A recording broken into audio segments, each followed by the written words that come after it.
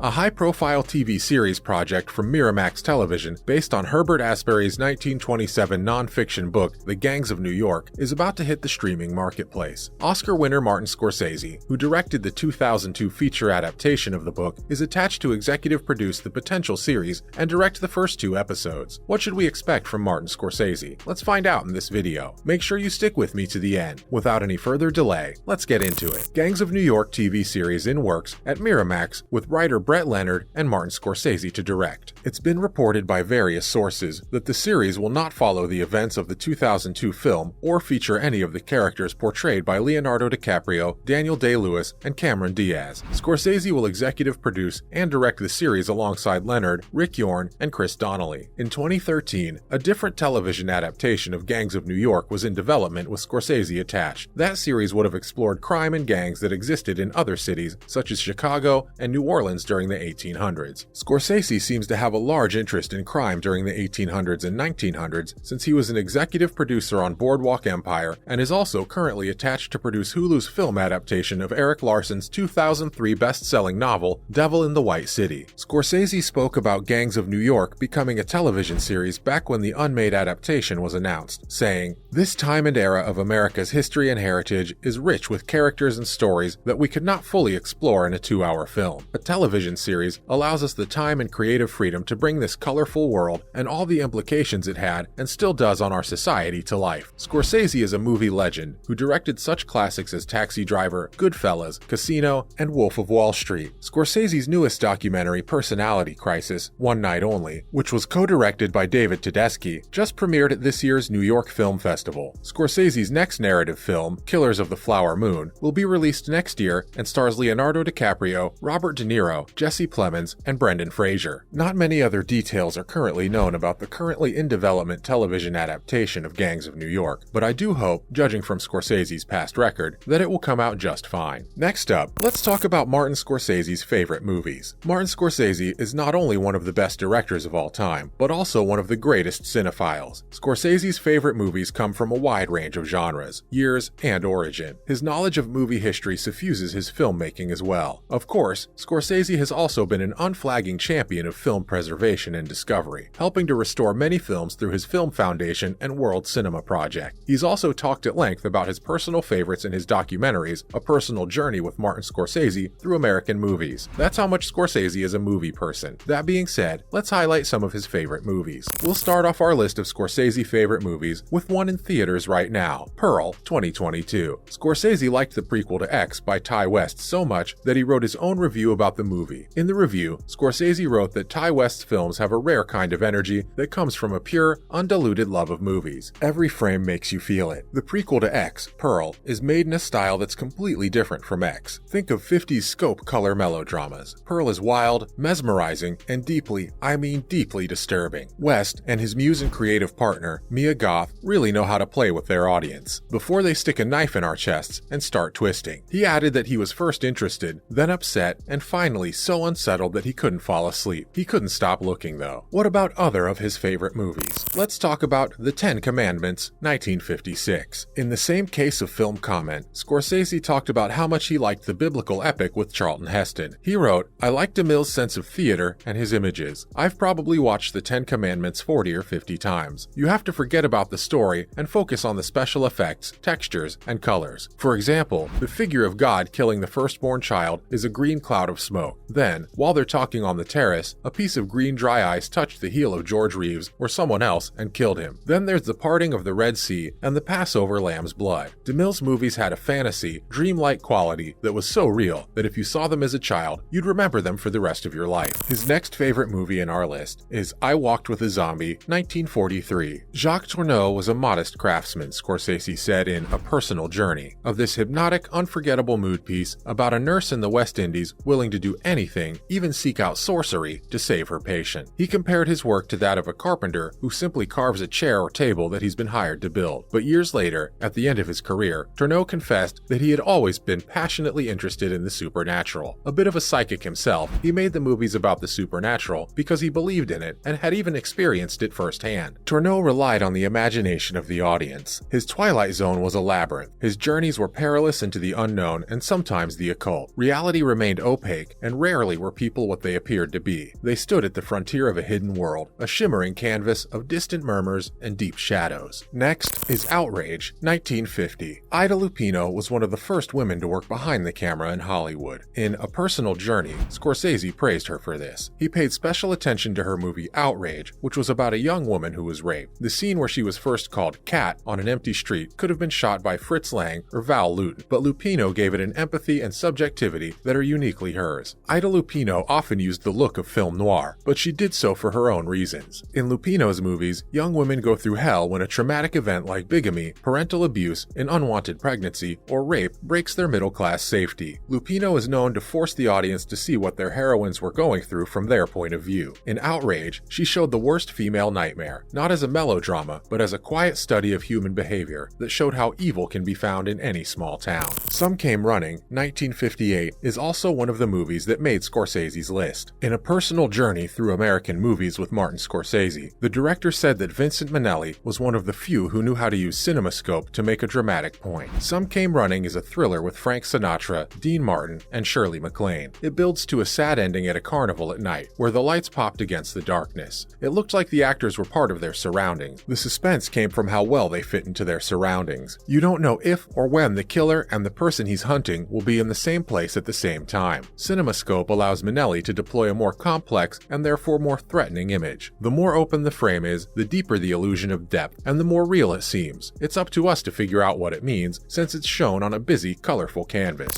Then, we have Yilin, 1987. Scorsese said that Yilin, a drama from 1987 by Souleymane Cissé, is one of his favorite African movies when his film foundation worked with the African Film Heritage Project in the winter of 2019. Scorsese said at the time that he couldn't tell how deeply inspired and excited he is by African movies like Yilin, Tuki Buki, Trances, and La Noire Day, Almomia, and Bamako. He added that he keeps looking at these pictures, and each time he does, he learns something new. He further highlighted that African movies keep showing him more and more how talented, strong, and wise they are. The African Film Heritage Project and Scorsese's Film Foundation work together to fix up and show 4 classic African movies for the first time on their home continent. The project included Med Hondo's Soleil O, 1970, Mohamed Lakhdar, Chronique Hamima's De Anis de Brais, 1975, Temite Bassori's La Femme au Couteau, 1969, and Jean-Pierre Dikongu, Muna Pipa's Moto, 1975.